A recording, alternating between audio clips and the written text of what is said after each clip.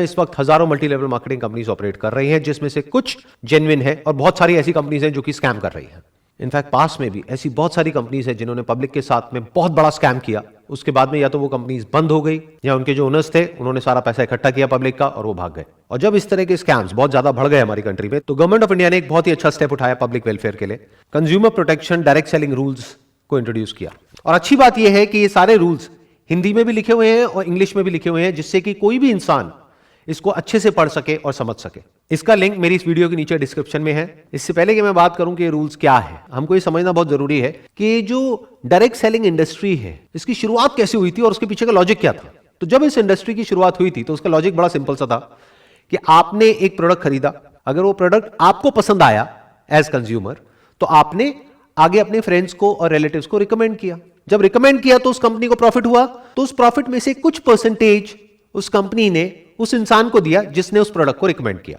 अगर इसी तरह से इस बिजनेस को एक्चुअल में किया जाए तो इसमें कुछ भी गलत नहीं है। लेकिन अगर एक कंपनी के जो डायरेक्ट सेलर्स हैं वो उस कंपनी के प्रोडक्ट के बारे में तो कोई बात ही नहीं कर रहे हैं, वो बात कर रहे हैं किसी ऐसे प्रोडक्ट के बारे में जिसका उस कंपनी के प्रोडक्ट से दूर दूर तक कोई कनेक्शन नहीं है। फॉर एग्जाम्पल, वो कंपनी बेच रही है साबुन, तेल, शैंपू, और वहां पर बात करी जा रही है मर्सिडीज की, BMW की, और उस कंपनी को आगे से आगे जो लोग ज्वाइन कर रहे हैं उनके ज्वाइन करने का मकसद उस कंपनी के प्रोडक्ट्स या सर्विसेज नहीं है, बल्कि पैसा कमाना है। यहां तक कि उनको प्रोडक्ट से कोई लेना देना ही नहीं है। तो ये एक कंप्लीट स्कैम है जिसको गवर्नमेंट ने पूरी तरह से बैन किया हुआ है। और इस स्ट्रक्चर में कुछ लोगों का तो फायदा होता है, बाकी लाखों लोगों के पैसे डूब जाते हैं।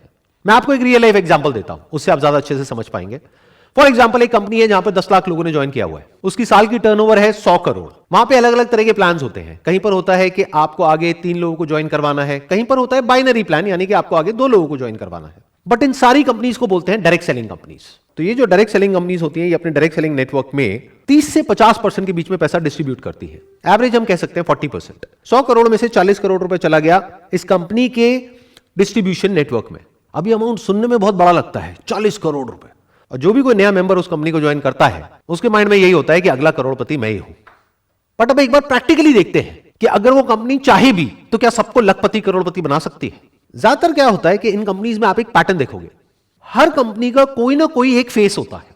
वो एक इंसान स्टेज पर आकर के खड़ा होता है, वहां पर वो इंसान आकर के स्टेज पे सबके सामने अपनी इनकम को शेयर करता है और सबको बताता है कि उसके पास में कौन सी गाड़ी है। ज्यादातर इन लोगों के पास में मर्सिडीज होती है, और मर्सिडीज का भी कोई छोटा मोटा मॉडल नहीं, 3 करोड़ का, 4 करोड़ का। इसके अलावा वो इंसान बताता है कि मैं कितना पैसा कमा रहा हूं इस कंपनी से, जो लाखों में नहीं होता है बल्कि करोड़ों में होता है। यानी वो इंसान स्टेज पर आकर के सबके सामने बोलता है कि मैं महीने का 1 करोड़ रुपए कमा रहा हूं इस कंपनी से, और लोग वहां पर बैठ करके तालियां बजाते हैं। वो जो ताली बजा रहे हैं उनको ये नहीं पता है कि वो 1 करोड़ रुपए आ कहां से रहा है।